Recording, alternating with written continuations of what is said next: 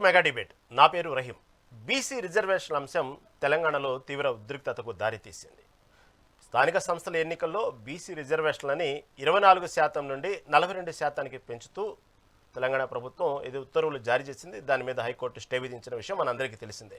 ఈ విషయంలో కలత చెందినటువంటి బీసీ వ్యక్తి సాయి ఈశ్వరాచారి ఆత్మహత్యకు దారితీసిన విషయం ఇప్పుడు అది ప్రభుత్వ హత్యగా అంటూ ఇటు బీఆర్ఎస్ బీజేపీ చెప్తుంటే ఆ విషయం మాత్రం కాంగ్రెస్ పార్టీకి పెద్ద తలనొప్పిగానే మారింది.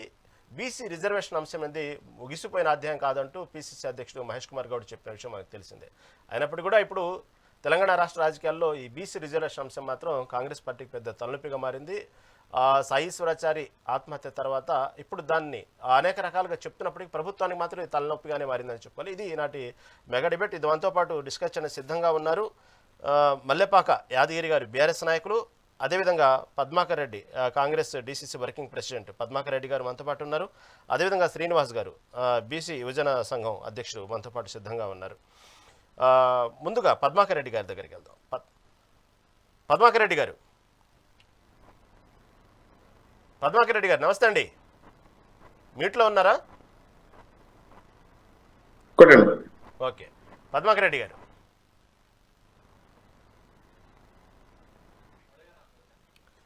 రెడ్డి గారు, ఏదైతే బీసీ రిజర్వేషన్ అంశం మొదటి నుంచి స్థానిక సంస్థల ఎన్నికల్లో బీసీ రిజర్వేషన్ అంశం తెర ముందుకు తెస్తూ ఇప్పటికే దాదాపుగా అధికారంలోకి వచ్చి 20 నెలల తర్వాత ఎట్టకేలకు స్థానిక సంస్థల ఎన్నికలకు ముందుకొచ్చింది Congress party.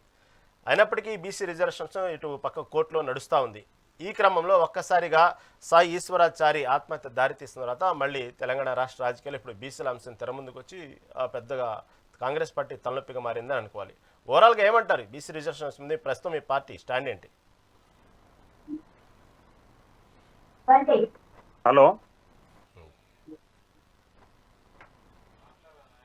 Okay right. Yadagiri గారు నమస్తే అండి. నమస్తే అండి. యాదగిరి గారు, ఏదైతే మనం వింటున్నాం స్థానిక సంస్థల ఎన్నికల్లో బీసీ రిజర్వేషన్ అంశం గురించి, ఇప్పుడు సాయి ఈశ్వరాచారి ఏదైతే మృతి చెందిన తర్వాత ఒక్కసారిగా తెలంగాణ రాష్ట్ర రాజకీయాల్లో ఈ బీసీల అంశం తెర ముందుకు వచ్చి ఇది ప్రభుత్వ హత్య అంటూ ఇటు బీఆర్ఎస్ బీజేపీ చెప్తా ఉంది. కాకపోతే బీసీ రిజర్వేషన్ అనేది ముగిసిన అధ్యాయం కాదంటూ ఇటు మహేష్ కుమార్ గౌడ్ చెప్పడం మనం వింటా ఉన్నాం.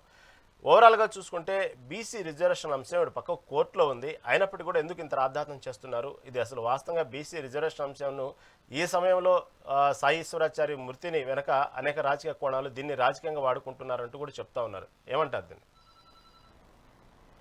ముందుగా మీకు ప్యానెల్లో ఉన్న వారికి, మెగా 9 టీవీ ప్రేక్షకులకు నమస్తే, గుడ్ ఈవినింగ్. ఈరోజు ఏదైతే సాయి ఈశ్వరాచారి ఆత్మహత్య, ఇది ముమ్మాటికి ప్రభుత్వ హత్యేనని చెప్పేసి తెలంగాణ సమాజం, తెలంగాణ బీసీ బిడ్డలందరూ ముక్త కంఠంతో అంగీకరిస్తున్నారు. ఎందుకంటే తెలంగాణ బీసీలను ఎంత నమ్మించి మోసం చేసిందో ఈ రాష్ట్ర ప్రభుత్వం. గత శాసనసభ ఎన్నికల ముందు కామారెడ్డిలో 42% డిక్లరేషన్ బీసీ రిజర్వేషన్ చేస్తామని చెప్పేసి అక్కడ వాళ్ళు అబద్ధ ప్రచారం చేసి వాళ్ళ జాతీయ నాయకులను తీసుకొచ్చి వాళ్ళు హామీ ఇప్పించి డిక్లరేషన్ చేసి ఆ తర్వాత ప్రభుత్వం ఏర్పడ్డాక దాన్ని సాగదీసుకుంటా వచ్చి ఇప్పటి వరకు కూడా ఆర్డినెన్స్ అని, జీవో అని చెప్పి, అంటే మనం చెప్పుకుంటూ పోతే ఆ కులగణలో జనగణలో తప్పుల తడుకులు జరిగినాయి. అయినా అసెంబ్లీలో తీర్మానం పెడితే కూడా బీసీ బిల్లుకు రాజకీయ పార్టీలు, తెలంగాణలో ఉన్నటువంటి అన్ని రాజకీయ పార్టీలు మద్దతు ఇచ్చినాయి. ఏ ఒక్క పార్టీ అయినా వ్యతిరేకించిందానండి. కానీ చిత్తశుద్ధితోటి ప్రభుత్వానికి చేసే ఇష్టం లేదు కాబట్టి దాన్ని ఇప్పటిదాకా సాగదీసుకుంటూ వస్తుంది. అసెంబ్లీలో ఏకగ్రీవంగా అన్ని రాజకీయ పార్టీలు, బీఆర్ఎస్ పార్టీ మా నాయకుడు కూడా దాన్ని ఆమోదించిన తర్వాత, వారికి ప్రభుత్వానికి మద్దతు ప్రకటించిన తర్వాత, గవర్నర్ దగ్గరకు పోయిన తర్వాత అది రాష్ట్రపతి దగ్గర పెండింగ్ లో ఉంటే దాన్ని అది అట్లనే పెట్టేసి దాని మీద చిత్తశుద్ధితోటి పనిచేయాలనుకుంటే ఈ తెలంగాణ రాష్ట్రంలో ఉన్నటువంటి అన్ని రాజకీయ పార్టీలతోటి అఖిలపక్ష కమిటీ ఏర్పాటు చేసి పెద్దన్న పాత్ర, ముఖ్యమంత్రి గారు ఉన్నారు కాబట్టి పెద్దన్న పాత్ర పోషించి రాష్ట్రపతి దగ్గరికి, కేంద్రం దగ్గరికి వెళ్ళి దాన్ని షెడ్యూల్ 9 లో చేరిస్తే ఈ రోజు ఇప్పటివరకు స్థానిక సంస్థల ఎన్నికల్లో బీసీలకు న్యాయం జరుగుతుండే.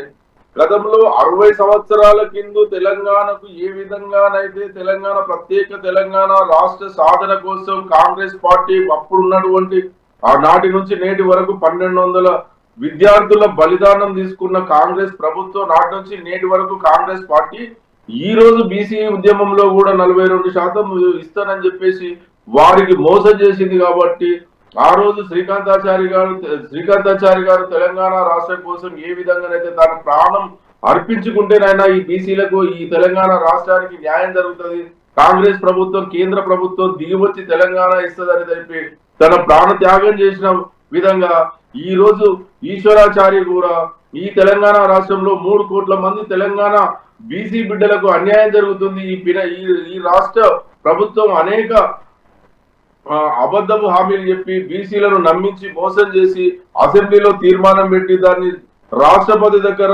కేంద్రంలో చట్టబద్ధత తీసుకురాకుండా 9th షెడ్యూల్లో చేర్చకుండా ఈ రోజు మళ్ళీ స్థానిక సంస్థల ఎన్నికల్లో గతంలో 23% ఉన్న రిజర్వేషన్ ఈ రోజు 17% కుదించి గతంలో ఉన్నది కూడా లేకుండా చేసి ఈ రోజు బీసీలకు తెలంగాణ రాష్ట్రంలో ఉన్న బీసీలకు అన్యాయం జరుగుతుందని ఆవేదనతోటి 3 కోట్ల మంది తెలంగాణ బీసీ బిడ్డల పక్షాన ఈ విధంగా తెలంగాణ ప్రభుత్వం దిగివచ్చి కేంద్రం వద్దకు పోయి కేంద్రంతో పోరాటం చేసి ఈ బీసీలకు 42% రిజర్వేషన్ కల్పిస్తుందేమో అన్న చెప్పి తన ఆవేదనతోటి ఆత్మహత్య చేసుకున్నాడు. ఎందుకంటే ఒకవేళ నిజంగా చిత్తశుద్ధి ఉంటే గతంలో ఈ కేంద్రంలో కాంగ్రెస్ ప్రభుత్వం ఉన్నప్పుడు పివి నరసింహారావు గారు ప్రధానమంత్రిగా ఉన్నప్పుడు తమిళనాడు ముఖ్యమంత్రి జయలలిత గారు ఏ విధంగానైతే పట్టుబట్టి తమిళనాడు రాష్ట్రంలో 42 రిజర్వేషన్లకు మద్దతు తీసుకుని రిజర్వేషన్లు కల్పించిందో మరి అదే విధంగా షెడ్యూల్ 9 లో కేంద్రం నుంచి చట్టబద్ధత చేర్పించిందో ఈ రోజు నిజంగా చిత్తశుద్ధి కాంగ్రెస్ పార్టీకి ఉంటే ఈ రోజు స్థానిక సంస్థల ఎన్నికల్లో బీసీలకు న్యాయం జరిగేది. వీరికి చిత్తశుద్ధి లేదు, కేవలం ఓట్ల రాజకీయాలలో కాంగ్రెస్ ప్రభుత్వం కాంగ్రెస్ పార్టీ బీసీలను ఓటు బ్యాంకుగా చూస్తుందే కానీ వారికి పదవులు ఇవ్వడానికి ఇష్టం లేకనే ఈ విధంగా చేస్తున్నది. ఈ విధంగా నా ఒక్కడి ప్రాణం పోతేనైనా 3 కోట్ల ప్రజలు తెలంగాణ బీసీ బిడ్డలకు న్యాయం జరుగుతుందని ఈ రోజు ఈశ్వరాచారి గారు తన ఆత్మహత్య చేసుకున్నాడు. ఇప్పుడైనా మా పార్టీ పక్షాన కానీ తెలంగాణలో ఉన్నటువంటి బీసీ సంఘాలు కానీ అందరూ మేధావులు ఇప్పటికైనా ఆలోచన చేసి కాంగ్రెస్ పార్టీని బొందబెట్టడానికి సిద్ధంగా ఉన్నది. కాంగ్రెస్ పార్టీని వెండగట్టి ఈ విధంగానైనా, ఎందుకంటే వారు చేసిన మోసాలను ఇప్పటికైనా ప్రజలకు అర్థమవుతుంది, బీసీలకు అర్థమవుతుంది. ఒక్క బీసీల కోసమే కాదు, అనేక వారిచ్చిన వాగ్దానాలు అన్ని తుగ్గలో దొక్కి ఈ రోజు వారు పబ్బం కట్టుకుంటున్నారు ప్రభుత్వం. ఎప్పటికైనా సరే ఇప్పుడైనా వారు మేల్కొని ఈ బీసీల రేపు స్థానిక సంస్థలు ఎంపీటీసీ జెడ్పీటీసీ ఎలక్షన్ల వరకైనా దీన్ని ఇప్పటికైనా దాన్ని పోయి కేంద్రం వద్ద పోయి షెడ్యూల్ 9 లో చేర్చి చట్టబద్ధత కల్పించాలని చెప్పేసి మా పార్టీ తరఫున కోరుకుంటాం. ఎందుకంటే ఇప్పుడు తన ప్రాణం పోగొట్టుకున్నాడు కాబట్టి ఈశ్వరాచారి కుటుంబానికి కూడా న్యాయం చేయాలని చెప్పి, ఎందుకంటే 3 కోట్ల బీసీ బిడ్డల పక్షాన తన ప్రాణత్యాగం చేసుకుంది కాబట్టి ఒక పేద కుటుంబంలో ఉన్నటువంటి తన తల్లికి తన భార్యకు తన బిడ్డలకు ప్రభుత్వం నుంచి కూడా ₹1 కోటి ఆర్థిక సాయం చేసి వారికి ఇంటి స్థలం ఇచ్చి వారి భార్యకు ప్రభుత్వ ఉద్యోగం ఇవ్వాలని చెప్పేసి మేము డిమాండ్ చేస్తున్నాం. ఇప్పటికైనా ఆ కుటుంబానికి న్యాయం జరగాలి. ఈ బీసీల పక్షాన 42% కాంగ్రెస్ ప్రభుత్వం ఢిల్లీకి వెళ్లి నిజంగా చిత్తశుద్ధి ఉంటే ఈ రోజు నిజంగా మీకు బీసీల మీద ఇప్పుడు కూడా కావాలనుకుంటే రాష్ట్రం నుంచి కేంద్ర ప్రభుత్వానికి 8 మంది ఎంపీలు కాంగ్రెస్, 8 మంది బీజేపీ ఎంపీలు, మీ 2 మంది ఇద్దరు 16 మంది తెలంగాణ రాష్ట్రం నుంచి రాజీనామా చేయండి. ఎందుకు 42% ఎందుకు రాదు ఈ తెలంగాణ ప్రజలు చూస్తారు. కనీసం మీరు ఇచ్చిన బీజేపీ పార్టీకి ఒకవేళ వాళ్ళు హామీ ఇవ్వలేదు అనుకుందాం, కాంగ్రెస్ పార్టీ ఆల్రెడీ హామీ ఇచ్చింది కాబట్టి తెలంగాణ రాష్ట్రం కోసం కేసీఆర్ గారు అనేక సందర్భాల్లో తన పదవిని త్యాగం చేసి అనేక సార్లు రాజీనామా చేసిండు. ఈ రోజు మీరు రాజీనామా చేయండి. మీరు ఇచ్చిన వాగ్దానం కోసం 42% రిజర్వేషన్ కోసం తెలంగాణలో ఉన్నటువంటి కాంగ్రెస్ పార్టీ 8 మంది ఎంపీలు రాజీనామా చేస్తే కేంద్రం దిగువచ్చి బీసీ రిజర్వేషన్ ప్రకటిస్తుంది. దానికి మీకు చిత్తశుద్ధి లేదు. మీకు చిత్తశుద్ధి ఉంటే మీరు ఢిల్లీలో ధర్నా చేసినప్పుడు కామారెడ్డిలో డిక్లరేషన్ ఎలక్షన్ల ముందు డిక్లరేషన్ మీ జాతీయ నాయకులు వచ్చి బీసీ డిక్లరేషన్ చేస్తారు, కానీ ఢిల్లీలో బీసీల కోసం ధర్నా చేస్తే మాత్రం మీ జాతీయ నాయకులు రారు. ప్రజలు గమనించారు. యాదగిరి గారు మళ్ళీ మీ దగ్గరకు వస్తాను. ఓకే, పద్మాకర్ రెడ్డి గారు ఓకే రైట్. శ్రీనివాస్ గారు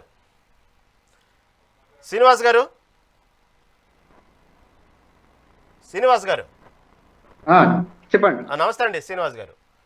నమస్తే అండి. శ్రీనివాస్ గారు, తెలిసిందే బీసీ సంబంధించినటువంటి ఏదైతే రిజర్వేషన్ అంశం కోసం ఇప్పటికే తెలంగాణ వ్యాప్తంగా అనేక పోరాటాలు జరుగుతున్నాయి.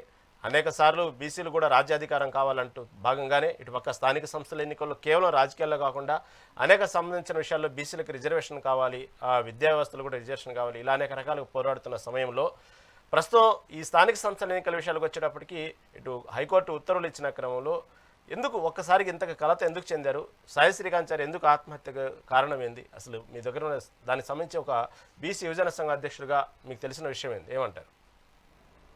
ముందుగా ప్రైమ్ 9 ప్రేక్షకులకు, యాజమాన్యానికి మా యొక్క మెగా నైన్ కి మా యొక్క శుభాకాంక్షలు తెలియజేస్తా ఉన్నాం.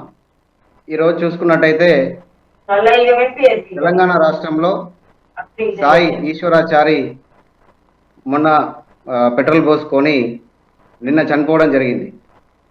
దీనికి యావత్ బీసీ సమాజమే కాకుండా మొత్తం యావత్ తెలంగాణ ఒక్కసారిగా ఉలిక్కిపడింది. ఎందుకంటే ఇప్పుడు ఇంతకుముందు మనం చూసుకున్నట్టయితే తెలంగాణ ఉద్యమంలో కూడా శ్రీకాంతాచారి అమరుడైనాడు. తెలంగాణ వస్తే మన బతుకులు బాగుపడతాయి, విద్యా ఉద్యోగాలు నిధులు నియామకాలు అనే ఒక నినాదంతో అప్పుడు 1200 మంది ఆత్మ బలిదానాలు చేసుకుంటే తెలంగాణ రాష్ట్రం ఏర్పడింది. దానిలో ముఖ్య భూమిక శ్రీకాంతాచారి గారు. నేను చనిపోతానైనా ఈ తెలంగాణ రాష్ట్రం వస్తుందేమో, ఇక్కడ ఉన్నటువంటి యువకులకు ఉద్యోగాలు ఉపాధి అవకాశాలు దొరుకుతాయనే ఉద్దేశంతో ఆనాడు అమరుడైనాడు. ఈరోజు చూసుకున్నట్టయితే నిన్న గాంధీ హాస్పిటల్లో నిన్న ట్రీట్మెంట్ తీసుకుంటూ సాయి ఈశ్వరాచారి గారు చనిపోవడం చాలా దురదృష్టకరం, బాధాకరం. ఇక్కడ ఉన్నటువంటి యువత కూడా మేము ఒకటే కోరుతా ఉన్నాం, బీసీ సంఘాల పక్షాన ఎవరు కూడా ఆత్మహత్యలకు పాల్పడద్దు. ఇప్పటి వరకు ఆత్మహత్యలు చేసుకున్న వరకు చాలు. దయచేసి ఎవరు కూడా ఆత్మహత్యల జోలికి వెళ్ళకండి. ఏదైనా పోరాడి కొట్లాడి తీసుకోవాల్సినటువంటి అవసరము మనకుంది.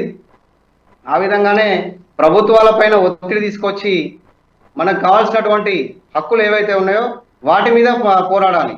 ఇవాళ కాంగ్రెస్ ప్రభుత్వం వాళ్ళు అధికారంలోకి రావడానికి బీసీలకు రిజర్వేషన్లు ఇస్తాము 42% అని చెప్పి వాళ్ళే చెప్పారు. అది కామారెడ్డి డిక్లరేషన్లో కర్ణాటక ముఖ్యమంత్రి సిద్ధరామయ్య గారిని తీసుకొచ్చి ఇప్పుడున్నటువంటి పిసిసి అధ్యక్షులు మహేష్ కుమార్ గౌడ్ గారు ఆ రోజు అనౌన్స్ చేశారు. ఏది బీసీలకు 42% రిజర్వేషన్లు ఇస్తాం మేము అధికారంలోకి రాగానే అని చెప్పారు. వారు అధికారంలోకి వచ్చిన తర్వాత కులగణన చేపట్టారు. బీసీ సంఘాలన్నీ కులగణన చేపట్టండి అన్న తర్వాత కులగణన చేపట్టారు మొదటి దశలో. అందులో కూడా కొన్ని అవకతవకలు ఉన్నాయని చెప్పి మా రాజ్యసభ సభ్యులు ఆర్ కృష్ణయ్య గారు పదే ప్రస్తావన తీసుకొస్తే మళ్ళీ రెండవసారి కూడా కులగణన ఏర్పాటు చేయడము. దాని తర్వాత బీసీ కమిషన్తోని మనకు సరైన న్యాయం జరగదు, డెడికేషన్ కమిషన్ కావాలి. కోర్టులో డెడికేషన్ కమిషన్ ఉంటేనే ఈ యొక్క బీసీల జనాభా ప్రాతిపాదికన రిజర్వేషన్లు అనేది వీళ్ళందరికీ కూడా దక్కుతాయన్న ఉద్దేశంతో ఒత్తిడి తీసుకొస్తే ప్రభుత్వం డెడికేషన్ కమిషన్ కూడా ఏర్పాటు చేసింది. అయితే ఇవన్నీ తెలిసిన విషయాలే. కానీ ఇవాళ ప్రభుత్వం ఏదైతే ఉందో ఒక ప్రభుత్వం ఒక కార్యాచరణ తీసుకున్నప్పుడు ఒక పకడ్బందీగా, ఇది చాలా సున్నితమైనటువంటి అంశం. రిజర్వేషన్లు ఎవరి మనోభావాలు దెబ్బతినకుండా ప్రభుత్వం వివరించాల్సినటువంటి అవసరం ఉంది. కాబట్టి మేము ఒకటే కోరుతా ఉన్నాం, ప్రభుత్వము ఇవాళ బీసీ సంఘాలను అఖిల పక్షాన్ని ఢిల్లీకి తీసుకెళ్లి ప్రధానమంత్రి పైన ఒత్తిడి తీసుకొచ్చి, మీరు పార్లమెంట్లో మీ కాంగ్రెస్ ఎంపీలు ఉన్నారు, ఇంతవరకు కూడా ఇప్పుడు శీతాకాల సమావేశాలు పార్లమెంట్ సమావేశాలు నడుస్తున్న సందర్భంలో అసలు ఈ తెలంగాణలో ఉన్నటువంటి రిజర్వేషన్ల అంశాన్ని కూడా వాళ్ళు ప్రస్తావన చేయలే.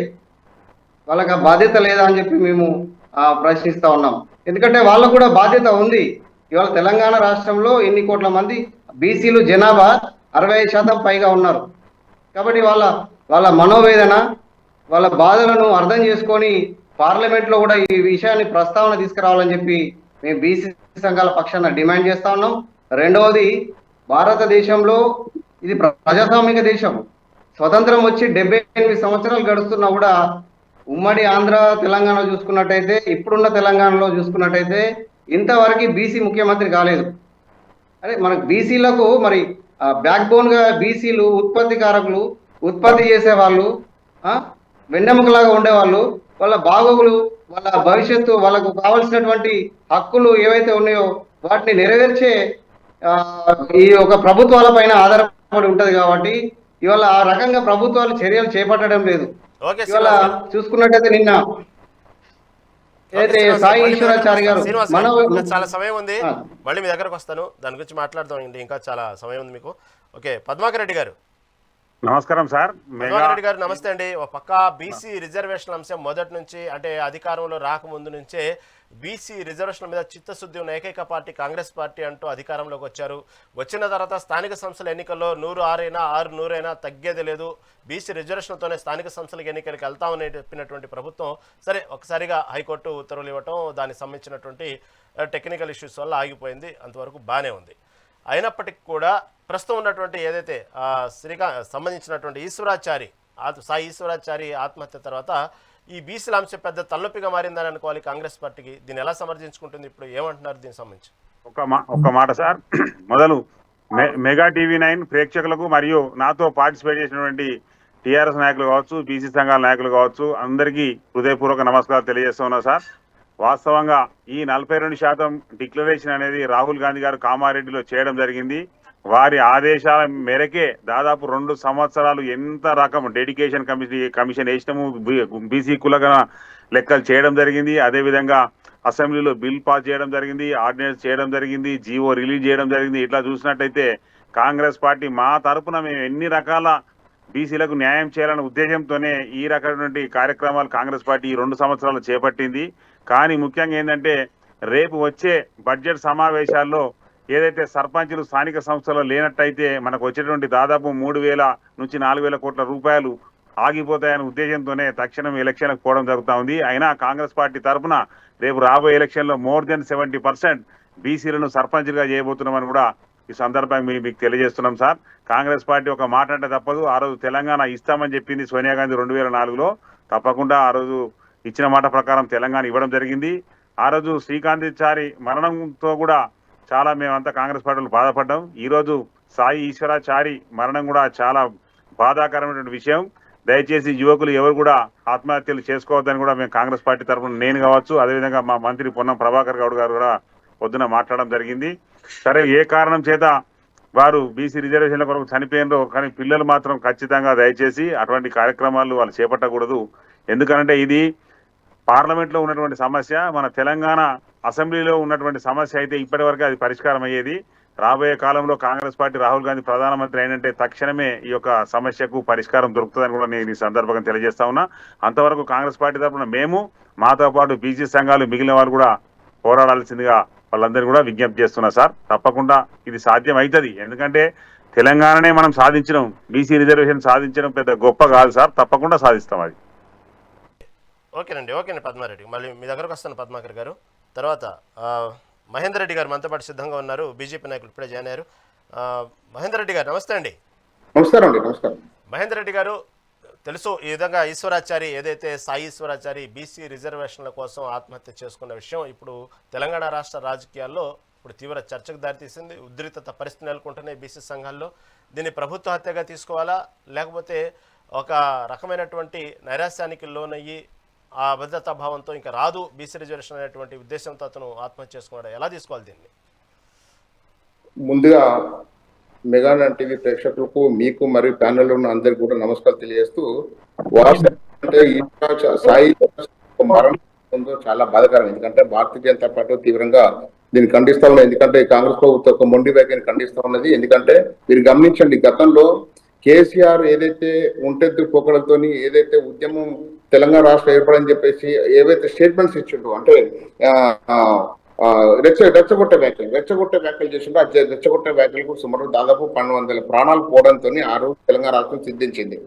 నేనేమంటే ఇప్పుడు కూడా మీరు గమనించండి, ఇవాళ బీసీ లీడర్లు అని చెప్పుకుని ఎవరైతే ఉన్నారో, ముఖ్యంగా అందులో ముఖ్యంగా ఇది తీర్మా మల్లన్న అలియాసు చింతపండు నవీన్, వాస్తవంగా ఈ యొక్క బీసీ ఏదైతే ఉద్యమం చెప్పేసి 42% అని చెప్పేసి రోజు కూడా దాదాపు పొద్దున్న సాయంత్రం వరకు కూడా ఆయనకు తోచింది మైండ్కి ఏది వస్తుంది విచ్చరుడిగా మాట్లాడారు. అంటే మీరు గమనించండి, ఇవాళ తీర్మాబల్లన్న వాయిస్ ఏదైతే ఉందో, ఇవాళ ఆయన చనిపోయింది కూడా తీర్మాబల్లన్న ఆఫీస్ కానీ చనిపోయింది ఇవాళ. అంటే అతను తీర్మాబల్లకు అడిక్ట్ అయిపోయాడు. ఈ సాయిశ్వరరావు సార్ ఏదైతే ఉందో తీర్మాబల్లకు అడిక్ట్ అయిపోయాడు. అడిక్ట్ అయిపోయి రోజు పొద్దున్న సాయంత్రం ఆయన న్యూస్ చూడడము, పొద్దున్న సాయంత్రం ఆయన వార్తలు చూడడము ఆయనకు ప్రేరణగా అయిపోయి రోజు కూడా ఆయన ఏదైతే క్యాబ్ డ్రైవర్ గా పనిచేస్తాడు.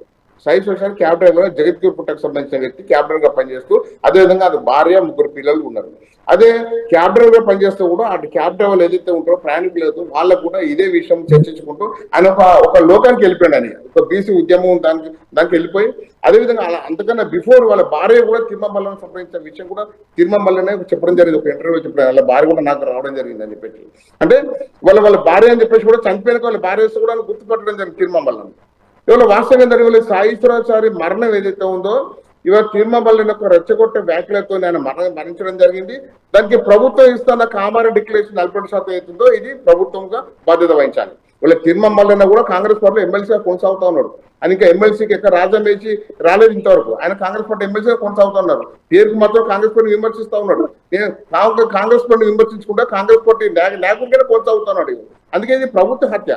ఆనాడు 1200 ప్రాణాలు పోతే ఏదైతే టీఆర్ఎస్ కేసీఆర్ మనం ఏ విధంగా తన్నామో, ఇవాళ సాయిశ్వరాచారి కూడా కాంగ్రెస్ ప్రభుత్వ హత్యగా కూడా అభివర్ణించవచ్చు. మా పార్టీ నాయకులు అదే చెప్తా ఉన్నారు. మీరు గమనించండి, 2023లో భారతీయ జనతా పార్టీ బీసీ ముఖ్యమంత్రి నిదానంతో ముందుకెళ్లడం జరిగింది. మరి బీసీ ముఖ్యమంత్రి నిదానంతో ముందుకెళ్తే మరి ఇదే ఇవాళ బీసీ నాయకుడు కావాలి, బీసీ ఎమ్మెల్యే కావాలి మాట్లాడుతున్న తిరుమలని ఎడవన్నాడు ఆ రోజు, ఆయన ఎక్కడ ఉన్నాడు ఆ రోజు? అదే మరి భారతీయ జనతా పార్టీకి కండవ కప్పుకొని ఎందుకు భారతీయ జనతా పార్టీ ప్రచారం చేయలేదు?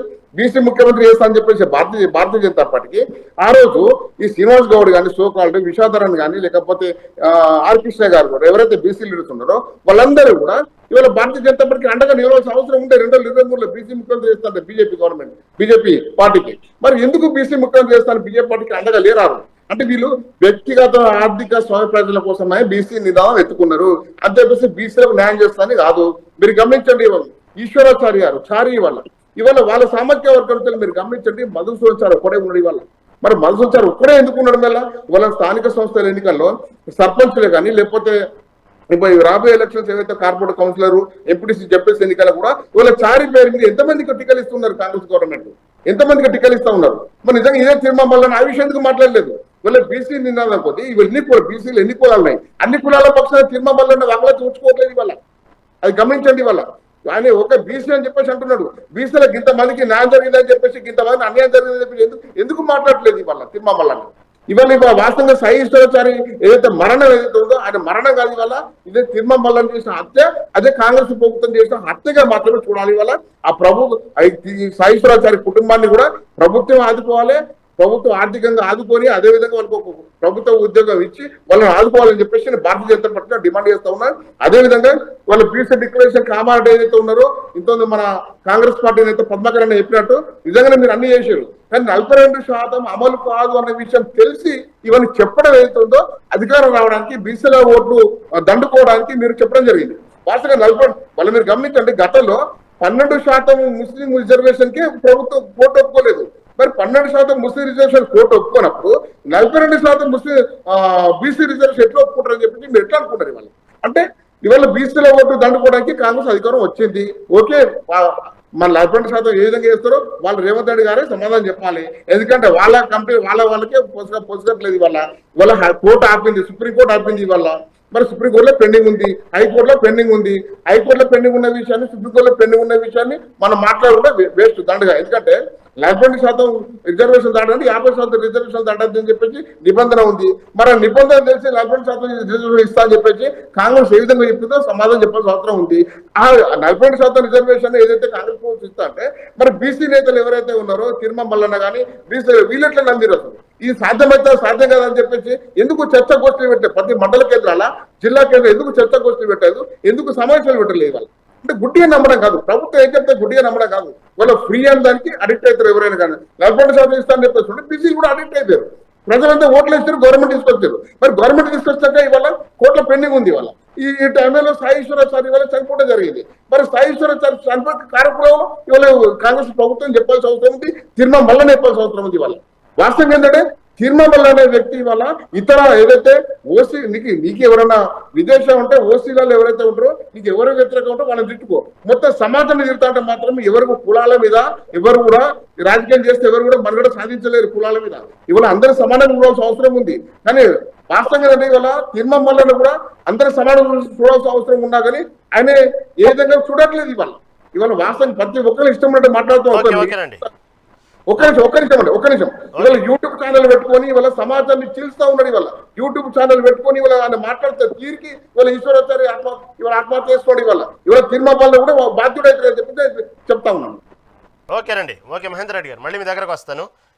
యాదగిరి గారు ఇప్పుడు చెప్పినట్టుగానే మహేందర్ రెడ్డి గారు చెప్పినట్టుగానే వాస్తవంగా తీన్మార్ మల్లన్న సంబంధించినటువంటి విషయం ఇప్పుడు తెర ముందుకు ఎందుకు వచ్చిందంటే, ఎవరైతే ఇప్పుడు ఆత్మహత్య చేసుకున్నారో, ఒంటి మీద పెట్రోల్ పోసుకుని కాల్చుకున్నారో సాయి ఈశ్వరాచారి సంబంధించినటువంటి అతను సాయి ఈశ్వరాచారి అతను లవ్ మ్యారేజ్ చేసుకోవటం, తర్వాత అతనికి 2 పిల్లలు ఉన్నారు. కొంత ఆర్థిక ఇబ్బందుల్లో ఉన్నటువంటి కారణంగా ఇంటి అద్దె కూడా చెల్లించలేని పరిస్థితుల్లో ఉన్నటువంటి సాయి ఈశ్వరాచారి సంబంధించినటువంటి అతని భార్య తీన్మార్ మల్లన్న ఆఫీస్కి వెళ్ళి, అన్నా మేము ఈ పరిస్థితుల్లో ఉన్నాం, ఆర్థికంగా బాగా చితికిపోయాము, చివరికి ఇంటి అద్దె కూడా కట్టలేని పరిస్థితుల్లో ఉన్నాము, ఇంటి ఓనర్ అద్దె కట్టలేని పరిస్థితుల్లో ఓనర్ మాత్రం మమ్మల్ని బలవంతంగా ఖాళీ చేయమంటున్నారు, ఇబ్బందులు గురి చేస్తున్నారు అన్న విషయం తీన్మార్ మల్లన్న దృష్టి తీసుకెళ్తే, తీన్మార్ మల్లన్న ఆ ఇంటి యజమానికి ఫోన్ చేసి, చూడు మాకు తెలిసిన వాళ్ళే వీళ్ళు, కొంచెం ఇబ్బంది పెట్టవద్దు, ప్రస్తుతం వాళ్ళ ఆర్థిక పరిస్థితులు బాగాలేవు, అన్నీ సదుగుముడుతాయి, అతన్ని నేను మాట్లాడుతున్న తీన్మార్ మల్లన్నని అర్థం చేసుకోండి అంటూ ఇంటి ఓనర్తో మాట్లాడిన తర్వాత ఆమె భార్యకి ఎవరైతే ఇప్పుడు ఆత్మహత్య చేసుకున్నారో ఆయన భార్యకు ఒక 25,000 రూపాయలు ఇచ్చి, ఫస్ట్ నువ్వు 12,000 ఇంటి అద్దె కట్టమ్మా, మిగతా డబ్బులతో కావాల్సినటువంటి ఏదైనా నిత్యావసర సరుకులు ఉంటే తెచ్చుకో, తర్వాత అవసరమైతే ఇంకా ఆర్థిక సాయం చేస్తాను, భయపడకండి, ధైర్యంగా ఉండండి అంటూ చెప్పిన తర్వాత ఈమె వెళ్ళి ఎవరైతే ఆత్మహత్య చేసుకున్నారో సాయి ఈశ్వరాచారికి సంబంధించి వెళ్ళి అతని భర్తతో చెప్పుకోవడం తర్వాత కృతజ్ఞతగా మళ్ళీ అతను యూట్యూబ్ ఛానల్గా వచ్చి తీన్మార్ మల్లన్న యూట్యూబ్ ఛానల్గా అతను వచ్చి చెప్పడానికి కృతజ్ఞతగా, అంటే డబ్బులు ఇచ్చారు, ఆదుకున్నారు, మాకు కొంత మనోధైర్యాన్ని ఇచ్చారు, మా భార్య మీ పట్ల ఇచ్చిన విషయంలో ఆ ఇంటి ఓనర్కి అద్దె చెల్లించాము, మిగతా డబ్బులతో నిత్యావసర సరుకులు తెచ్చుకున్నాము, ప్రస్తుతానికైతే మేము కొంచెం కుదుట పడ్డాము, కృతజ్ఞతగా చెప్పుకుందామని ఆఫీస్కి వచ్చిన సందర్భంలో ఆఫీసులో తీన్మార్ మల్లన్న లేని సమయంలో అతను కూర్చొని ఆ బీసీ సంబంధించినటువంటి రిజర్వేషన్ రావాలి, బీసీలకు రాజ్యాధికారం ఎప్పుడు వచ్చింది, ఇలా బీసీలను అన్యాయంగా ఇలా మోసం చేస్తున్నారు, రేవంత్ రెడ్డి ఏదైతే కాంగ్రెస్ పార్టీలో బీసీ నినాదాన్ని ఎత్తుకొని అధికారంలోకి వచ్చిన తర్వాత బీసీలను అణగదొక్కుతున్నారు, ఇన్ని మాటలు మాట్లాడుతూ ఒక రకమైనటువంటి కలత చెంది బయటికి వెళ్ళి ఆఫీసు పక్కన ఎదురుగా ఉన్నటువంటి పెట్రోల్ బంకు దగ్గర పెట్రోల్ తీసుకుని ఒంటి మీద వేసుకుని నిప్పంటించుకున్నాడు అనేది చెప్తున్నటువంటి ఈ విధంగా చెప్తా ఉన్నారు. దీనికి సంబంధించి మీ పార్టీ తర్వాత దానికి ఇది ప్రభుత్వ హత్య అంటూ దీన్ని అనేక రకాల రాజకీయంగా చూస్తూ చనిపోయిన కుటుంబాన్ని పరామర్శించి ఇప్పుడు స్థానిక సంస్థల ఎన్నికలు జరుగుతున్న నేపథ్యంలో దీన్ని హైలైట్ చేస్తూ రాజకీయంగా వాడుకోవాలని చూస్తుంది. వాళ్ళ కుటుంబానికి మనోధైర్యం ఇవ్వాల్సిన సందర్భంలో ఈ విధంగా రాజకీయ కోణంలో వాడుకుంటే ఎంతవరకు సబబు అంటూ కొంతమంది విమర్శిస్తూ ఉన్నారు. ఏమంటారు? ఇప్పుడు తీన్మార్ మల్లన్న గారి ఆఫీస్కు ఎందుకు వెళ్ళిరు అనేది అది ఆల్రెడీ అందరూ చూస్తున్నారు. కానీ ఆయన ఏం మాట్లాడిండు, ఆత్మహత్య కంటే ముందు ఏం మాట్లాడిరో కూడా అందరూ తెలుసు. ఒకవేళ ప్రభుత్వం ఒక విచారణ కమిటీ వేయమని చెప్పండి, ప్రభుత్వం విచారణ చేపట్టమని చెప్పండి. నిజంగా ప్రభుత్వం చేసిన హత్యనా లేకపోతే ఆయన ఆత్మహత్య చేసుకున్నాడా? ఒక బీఆర్ఎస్ పార్టీ రాజకీయం చేస్తలేదు కదండి. బీఆర్ఎస్ పార్టీ ఒక్క రాజకీయం కోసం మాకు అవసరం లేదు. ఆ విధంగా చెప్పాలనుకుంటే గతంలో జరిగిన తెలంగాణ రాష్ట్రం కోసం జరిగిన ఆత్మహత్యలు అన్ని కూడా అట్లా ఆ విధంగానే మాట్లాడతాయి ఈ కాంగ్రెస్ పార్టీ, కాంగ్రెస్ ప్రభుత్వం.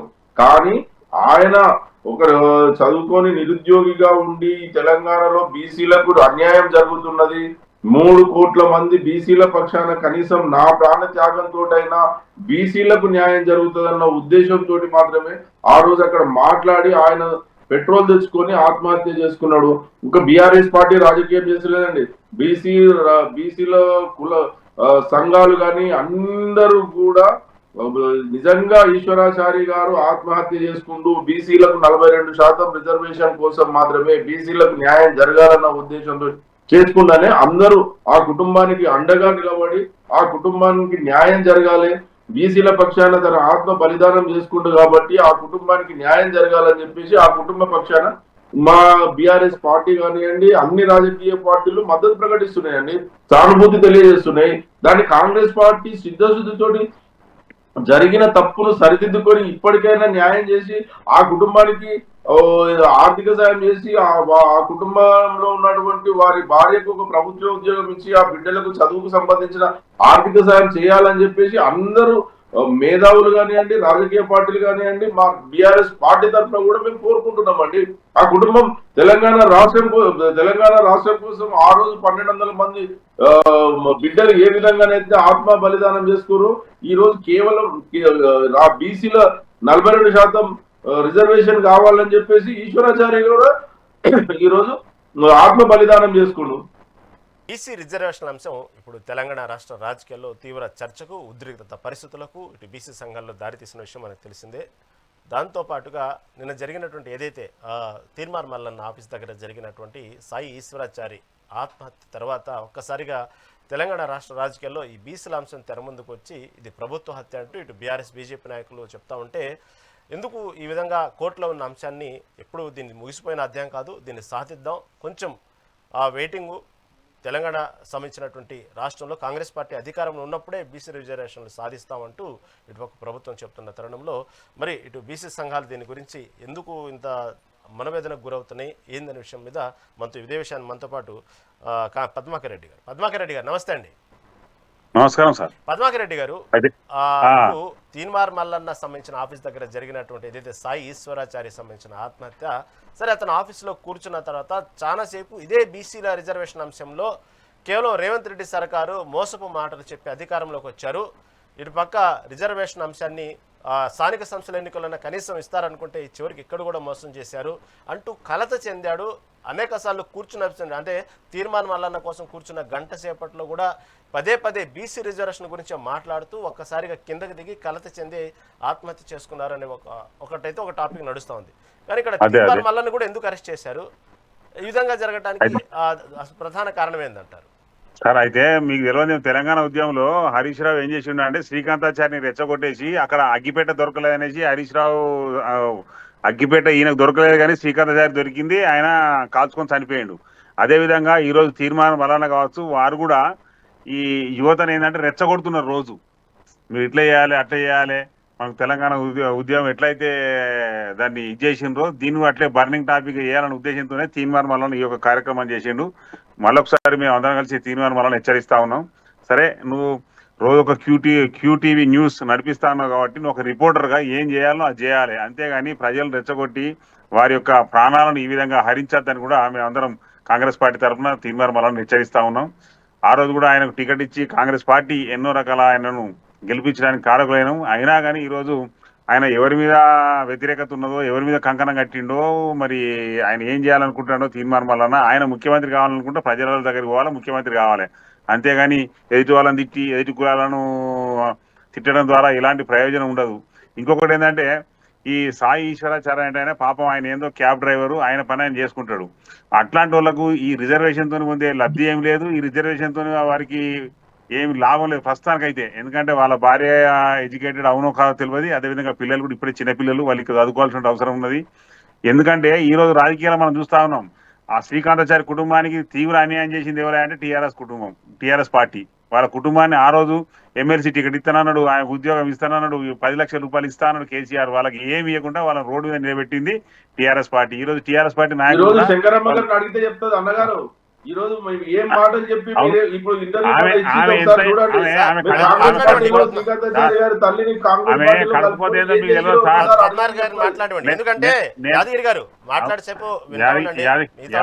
యాదగిరి గారు టీఆర్ఎస్ పార్టీ గురించి మీకంటే ఎక్కువ మాకు తెలుసు సార్. అది కరీంనగర్లో పెరిగింది, కరీంనగర్లో నడిచింది.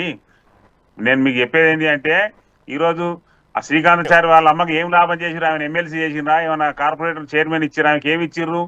మీరేమి ఇచ్చారు మరి మీరు తీసుకొని మీ పార్టీలో? కేసీఆర్ గారు ఆ కుటుంబానికి ఎన్నో రకాలుగా ఆర్థిక సాయం చేసిరు, ఆ కుటుంబానికి ప్రభుత్వ ఉద్యోగం ఇచ్చింది, అన్ని రకాలుగా కేసీఆర్ గారు చూసుకున్నారు. మీరు కాంగ్రెస్ పార్టీలో చేసుకుని 2 సంవత్సరాలు అయింది, ఏమి ఇచ్చిరో చెప్పండి. 2 సంవత్సరాలు అయింది కదా మీ ప్రభుత్వం ఏర్పడి. మేము ఎంతమందికి ఇచ్చినాం అనేది స్టేజ్ మీద అందరు పిలిపించి మీరు మీరు వెంకటమ్మ గారే నిజంగా మీలో చెప్తున్నారండి, అందరికి ఇచ్చినాం మేము. నాకు బీఆర్ఎస్ పార్టీలో ఉన్నప్పుడే న్యాయం జరిగింది, ఈ రోజు నన్ను మాయ మాటలు చెప్పి లేదు, కాంగ్రెస్ లేదు. పార్టీలో టీఆర్ఎస్ కలుపుకొని నాకు అన్యాయం పార్టీలో జరుగుతుంది అని మీ చెప్తున్నాడు. కవిత గారు చెప్పిన 1200 మంది 430 మందికి ఇచ్చాము, 700 మందికి ఇవ్వలేదని. మాట్లాడండి. మీరు కంటిన్యూ చేయండి పద్మాకర్ గారు ప్లీజ్. యాదగిరి గారు మాట్లాడుతా ఉన్నారు. కవిత గారే చెప్పిండ్రు మేము సరైనటువంటి న్యాయం చేయలేదని కవిత గారే చెప్పిండ్రు. కేసీఆర్ గారు కూతురే చెప్పింది సార్. వారికి తెలియకపోతే మనం ఏం చేస్తాం? ముఖ్యంగా సార్ ఖచ్చితంగా రాబోయే కాలంలో 42% కాంగ్రెస్ పార్టీ అనేది సెంట్రల్ లో రాహుల్ గాంధీ ప్రధానమంత్రి కాగానే ఖచ్చితంగా వారికి మేము ఇస్తాం. మేము ఆ మాట కట్టుబడి ఉన్నాం సార్. గతంలో కూడా తెలంగాణ ఇచ్చింది కూడా కాంగ్రెస్ పార్టీ, అది కూడా వాళ్ళకి గుర్తుపెట్టుకోవాలి. పద్మాకర్ గారు ఏదైతే మీరు స్థానిక సంస్థల ఎన్నికల్లో బీసీ రిజర్వేషన్ తో వెళ్తామన్నారు, దీనికి వెళ్ళి ఢిల్లీ దగ్గర వెళ్ళారు, జంతర్ మంతర్ ధర్నా చేశారు, ఏదో 9వ షెడ్యూల్ చేర్చారు, దీన్ని ఎంత చేశారు. వాస్తవంగా చెప్పండి, ఇది బలహీనమైనటువంటి షెడ్యూల్లో పెట్టి 9వ షెడ్యూల్లో పెట్టి మీరు కేవలం దీన్ని సంబంధించి బీసీలకు రాజ్యాధికారం అంటూ బీసీలని రాజకీయంగా వాడుకోవటానికే తప్ప ఇది చాలా బలహీనమైనది అని తెలుసు. కావాలని దీన్ని, ఎందుకంటే గతంలో కూడా కేసీఆర్ కూడా ఇలాగే ప్రయత్నాలు చేసి చివరికి ఇది అయ్యే పని కాదని వదిలేసిన విషయం కూడా తెలుసు. అయినప్పటికీ కూడా అది కావాలని చెప్పి మభ్య పెట్టడానికి బీసీలని రాజకీయంగా వాడుకోవటానికి ఇలా చేశారని అంటారు. ఏమంటారు మళ్ళీ దీన్ని? మీకు ఒక మాట చెప్తా సార్, బీసీలు ఎవరు 42% రిజర్వేషన్ కావాలని మమ్మల్ని అడగలే. మేమే వారికి 42% రిజర్వేషన్ కల్పించాలన్న ఉద్దేశంతోనే వారికి ఈ రోజు ఈ యొక్క సమస్యను వాళ్ళ దగ్గరికి మేమే తీసుకుపోయినా మీకు 42% కల్పిస్తామని. అర్థమైందా సార్? అదే విధంగా 9th షెడ్యూల్ సార్, వాళ్ళు కొంచెం ఆపును సార్. 9th షెడ్యూల్లో పెట్టాల్సింది ఎవరు? బీజేపీ పార్టీ కేంద్రంలో ఉన్న కాబట్టి వారు 9th షెడ్యూల్లో పెట్టాలి.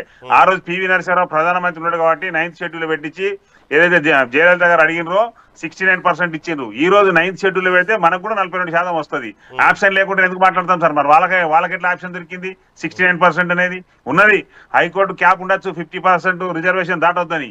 అయినా కానీ కొన్ని సందర్భాల్లో తప్పకుండా ఈ యొక్క కార్యక్రమాన్ని ప్రభుత్వం ఏదైతే కేంద్ర ప్రభుత్వం తీసుకుంటే మాత్రం తప్పకుండా అయితే సార్ రాబోయే కాలంలో అనుకున్నంత స్థాయిలో పద్మాకర్ గారు అనుకున్నంత స్థాయిలో ఎందుకు కోర్టులో దీన్ని బలంగా ఎందుకు పోరాడలేకపోయారు? ఎన్నికలు కూడా పోస్ట్ పోనే దాకా ఎందుకు తీసుకొచ్చారు? ఎందుకు 2 సంవత్సరాలు సార్, 2 సంవత్సరాలు మేము బీసీల పక్షానే ఉన్నాం. ఇప్పుడు కూడా బీసీల పక్షానే ఉన్నాం. వాళ్ళ కొరకు ఎన్ని రకాలు 2 సంవత్సరాలు చేయను, అన్ని రకాల డెడికేషన్ కమిషన్ వేసినాం. అదే విధంగా కులగణన చేసినాం. ఎన్నికల షెడ్యూల్ ప్రకటించిన తర్వాత కదా ఒక్కసారిగా దీన్ని ఎలా చేద్దాము, టెక్నికల్ గా ఏం ప్రాబ్లమ్స్ వస్తాయి అవి చెప్పి ఒక కమిటీ లా కూర్చొని దాని గురించి హడావుడి చేశారు తప్ప ఎక్కడ పద్మాకర్ గారు? ఇప్పుడు కూడా ఎలక్షన్లు మేము ఓన్లీ కేంద్ర ప్రభుత్వం ఇచ్చే నిధుల కొరకే ఈ యొక్క ఎలక్షన్ కండక్ట్ చేస్తా ఉన్నాం సార్. తప్పకుండా ఇంకా ఎంపీటీసీ ఎలక్షన్లు ఉన్నాయి, ఇంకా మున్సిపల్ కార్పొరేషన్ ఎలక్షన్లు ఉన్నాయి. ఈ ఎలక్షన్ల కంటే ముందే 42% రిజర్వేషన్ తీసుకొస్తాం. అవసరం అనుకుంటే ఎలక్షన్ పోస్ట్ పోన్ చేస్తాం కావచ్చు. ఎప్పటికైనా ఈ యొక్క బంతి ఏదైతుందో ఇది ప్రజా కోర్టులో ఉన్న సార్. ఇది మనం అనుకున్నంత ఈజీ కాదు. 42% ఇవాళ కాకుండా రేపైనా ఇవ్వాల్సిందే. ఇంకా భవిష్యత్తులో మళ్ళా అసెంబ్లీ ఎలక్షన్లు కూడా ఉంటాయి. 2 సంవత్సరాలు 3 సంవత్సరాల్లో మనం ఈ యొక్క సమస్య తీర్చకపోతే ఏ ఎలక్షన్ జరగవు, ఏవి జరగవు సార్. తప్పకుండా ఈ సెలక్షన్ ఈ యొక్క 42% రిజర్వేషన్ మీద కాంగ్రెస్ పార్టీ చిత్తశుద్ధితోనే ఉన్నది. తప్పకుండా 42% తీసుకొచ్చి వాళ్ళకి ఇస్తామని కూడా ఈ సందర్భంగా తెలియజేస్తాను. కానీ ముఖ్యంగా ఏంటంటే మా ప్రభుత్వం అనేది అధికారంలో లేకనే ఇబ్బంది అవుతుంది. కోర్టు డెడ్ లైన్ పెట్టింది కాబట్టి మీరు ఎన్నికలకు వెళ్ళారే గానీ ఎక్కడ దీన్ని సంబంధించిన భవిష్యత్తులో మీరు మళ్ళీ జిహెచ్ఎంసీ అంటున్నారు, అసెంబ్లీ అంటున్నారు, అవి ఇబ్బంది మేము ఎన్నికలకు వెళ్ళమంటున్నారు. అప్పుడు కూడా కోర్టు డెడ్ లైన్ పెడితే పరిస్థితి అది మరి దానికి చట్టపరంగా ఏం చేయాలో ఆ నిర్ణయం తీసుకోవాల్సి వస్తుంది. 42% రిజర్వేషన్ ఇచ్చేదానికి మాత్రం కాంగ్రెస్ పార్టీ ఇప్పటికీ కట్టుబడి ఉంటుంది, రేపు కూడా కట్టుబడి ఉంటుంది. వాళ్ళకి రిజర్వేషన్ ఇచ్చేదానికి కూడా మేము కట్టుబడి ఉంటాం సార్. దానిలో ఎలాంటి వెనుకకు పోవాల్సిన అవసరం లేదు సార్. తప్పకుండా మేమే చెప్పిన 42% ఇస్తాం. బీసీల సంఘాలు ఎవరు అడగలేదు 42% రిజర్వేషన్ కావాలని. ఓకేనండి. ఓకే శ్రీనివాస్ గారు వింటున్నారు కదా? పద్మాకర్ గారు అంటున్నారు అసలు ఎప్పుడు కూడా బీసీలు ముందుకు వచ్చి మాకు 42% రిజర్వేషన్ కావాలని అడిగిన సందర్భాలు లేవు. మేమే ఆ నినాదాన్ని ముందుకు తీసుకొచ్చాం, మేమే ఆ నినాదాన్ని కంప్లీట్ చేస్తాం. మా ప్రభుత్వం ఉండగానే బీసీ రిజర్వేషన్ కంప్లీట్ చేసిన 42% ఇచ్చిన తర్వాతే మేము నెక్స్ట్ అసెంబ్లీ ఎన్నికలకు వెళ్తాము ధైర్యంగా. కాబట్టి మాకు ఆ చిత్తశుద్ధి ఉంది అంటున్నారు. ఏమంటారు మీరు? గత 45 సంవత్సరాలుగా ఆర్ కృష్ణయ్య గారు పోరాటం చేస్తున్నారు. బీసీ రిజర్వేషన్లు కావాలి. బడుగు బలహీన వర్గాలలో బీసీలు చాలా వరకు అత్యంత వెనుకబడి ఉన్నారు. ఈ కులాలు దాదాపుగా దేశంలో 2665 పైచీలు కులాలు ఉంటే దాదాపు ఒక 65 కులాలు మాత్రమే పార్లమెంటు అసెంబ్లీలో అడుగుపెట్టినటువంటి కులాలు ఉన్నాయి. రిజర్వేషన్ల పరంగా వాళ్ళు అన్యాయానికి గురవుతా ఉన్నారు. విద్యా ఉద్యోగాలలో వాళ్ళు వాళ్ళ హక్కులని వాళ్ళు పొందలేకపోతున్నారు అని చెప్పేసి ఆర్ కృష్ణయ్య గారు 45 సంవత్సరాలుగా పోరాటం చేస్తా ఉన్నారు. మాకు బీసీలకు రిజర్వేషన్లు కావాలి, మాకు రాజ్యాధికారం కావాలి, బీసీలకు ప్రత్యేక మంత్రిత్వ శాఖ కావాలి అని చెప్పేసి అనేక విధాలుగా పోరాటం చేస్తా ఉన్నారు.